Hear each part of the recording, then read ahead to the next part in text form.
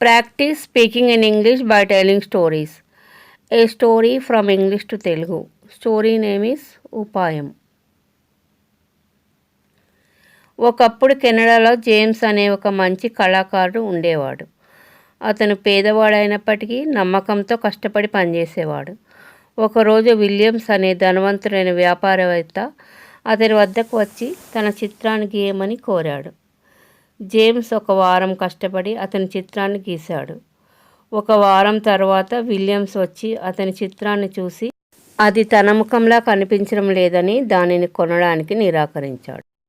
James చాలా నిరాశ చెందాడు, కానీ ఏమీ చేయలేకపోయాడు. మరొక చిత్రాన్ని గీయడం ప్రారంభించాడు. రెండవసారి కూడా విలియమ్స్ ఆ చిత్రంతో సంతృప్తి చెందలేదు.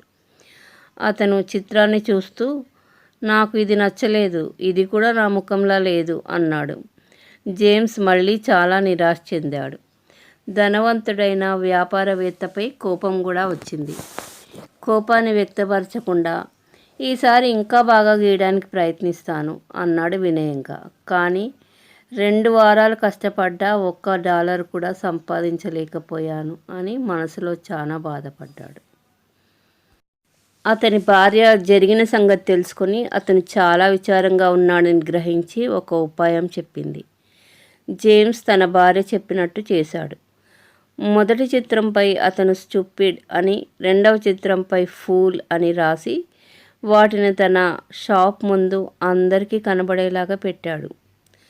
మూడవసారి విలియమ్స్ తన దుకాణానికి వచ్చినప్పుడు అతను తన చిత్రాలను స్టూపిడ్ మరియు ఫూల్ మాటలతో ప్రదర్శించడాన్ని చూసి కోపంగా, నువ్వు నా చిత్రాలను స్టూపిడ్ అని, ఫూల్ అని వ్రాసి అందరికీ కనబడేలా ఎందుకు పెట్టావు అని అడిగాడు. అందుకు జేమ్స్, ఆ చిత్రాలు మీలా లేవు కదా, వాటి గురించి ఎందుకు బాధపడతారు అని తిరిగి ప్రశ్నించాడు. విలియమ్స్ తన తప్పును గ్రహించి అతనిని క్షమించమని కోరి 2 చిత్రాలకు $600 చెల్లించి వాటిని తనతో తీసుకెళ్ళాడు. ఈ స్టోరీని ఇంగ్లీష్లో ఎలా చెప్పాలి? ఫస్ట్ ఒక్కొక్క సెంటెన్స్ చూద్దాం. ఒకప్పుడు కెనడాలో జేమ్స్ అనే ఒక మంచి కళాకారుడు ఉండేవాడు. అతడు పేదవాడైనప్పటికీ నమ్మకంతో కష్టపడి పనిచేసేవాడు. Once upon a time there was a good artist in Canada named James. Although he was poor, he was honest and worked hard. ఒకరోజు విలియమ్స్ అనే ధనవంతుడైన వ్యాపారవేత్త అతని వద్దకు వచ్చి తన చిత్రాన్ని గీయమని కోరాడు. జేమ్స్ ఒక వారం కష్టపడి అతని చిత్రాన్ని గీశాడు. One day a wealthy businessman named Williams came to him and asked him to draw his picture. James worked hard for a week and drew his picture. ఒక వారం తర్వాత విలియమ్స్ వచ్చి అతని చిత్రాన్ని చూసి అది తన ముఖంలా కనిపించడం లేదని దానిని కొనడానికి నిరాకరించాడు. A week later Williams came and saw his picture and refused to buy it as it did not look like his face. ఇక్కడ నిరాకరించడం అంటే refused అనాలి. జేమ్స్ చాలా నిరాశ చెందాడు, కానీ ఏమీ చేయలేకపోయాడు. చాలా నిరాశ చెందాడు అనడానికి disappointed. James was very disappointed but could do nothing. ఏమీ చేయలేకపోయాడంటే కుడ్ డూ నథింగ్ అనొచ్చు, కుడ్ నాట్ డూ ఎనీథింగ్ అని కూడా అనొచ్చు. మరొక చిత్రాన్ని గీయడం ప్రారంభించాడు. He started drawing another picture. రెండవసారి కూడా విలియమ్స్ ఆ చిత్రంతో సంతృప్తి చెందలేదు. Even for the second time Williams was not satisfied with the picture. సంతృప్తి చెందలేదంటే నాట్ సాటిస్ఫైడ్ అనాలి. అతను చిత్రాన్ని చూస్తూ, నాకు ఇది నచ్చలేదు, ఇది కూడా నా ముఖంలా లేదు అన్నాడు. He looked at the picture and said, I don't like it, it's not even my face. James మళ్ళీ చాలా నిరాశ చెందాడు. ధనవంతుడైన వ్యాపారవేత్తపై కోపం వచ్చింది. కోపాన్ని వ్యక్తపరచకుండా, ఈసారి ఇంకా బాగా గీయడానికి ప్రయత్నిస్తాను అన్నాడు వినయంగా. కానీ 2 వారాలు కష్టపడ్డా $1 కూడా సంపాదించలేకపోయాను అని మనసులో చాలా బాధపడ్డాడు.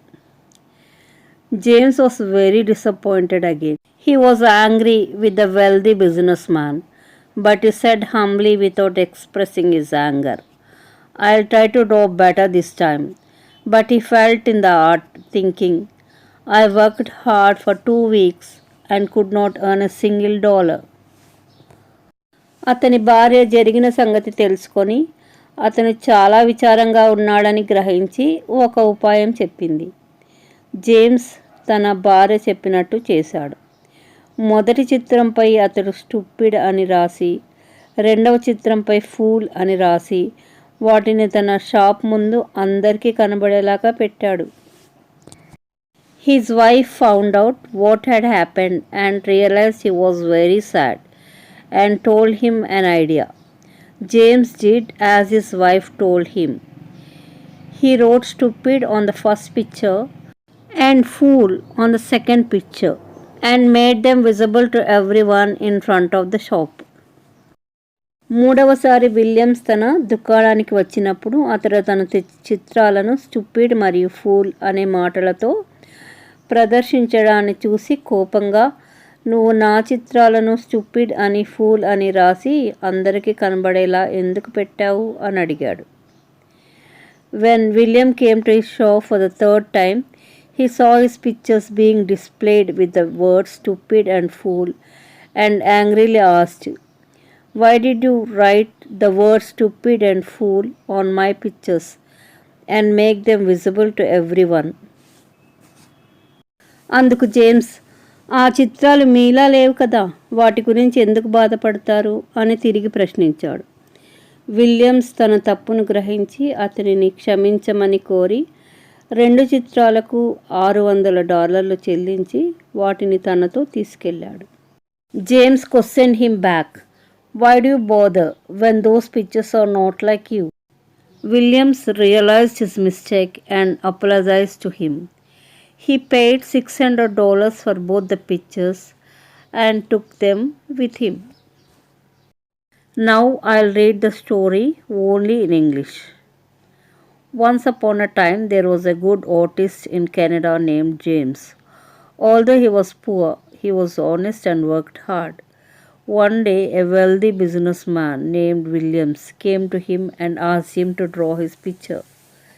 James worked hard for a week and drew his picture. A week later Williams came to saw his picture and refused to buy it as it did not look like his face. James was very disappointed but could not do anything. He started drawing another picture. Even for the second time, Williams was not satisfied with the picture. He looked at the picture and said, "I don't like it. It's not even my face."